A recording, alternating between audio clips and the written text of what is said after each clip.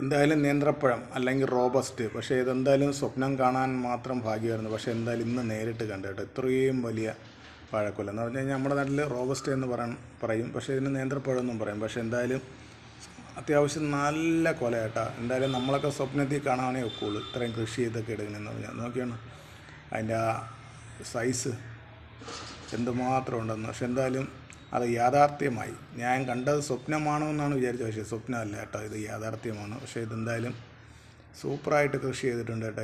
ഏറ്റവും ഒരു റോബസ്റ്റ് വാഴക്കൊല കേട്ടോ. എന്ന് പറയാൻ വാക്കുകളില്ല. ഇത് കൃഷി ചെയ്ത് എന്തായാലും ആളെ സമ്മതിച്ചേക്കുള്ളൂ. ഇത്രയും നല്ലൊരു ആ വാഴയ്ക്കൊത്ത കൊല കേട്ടോ.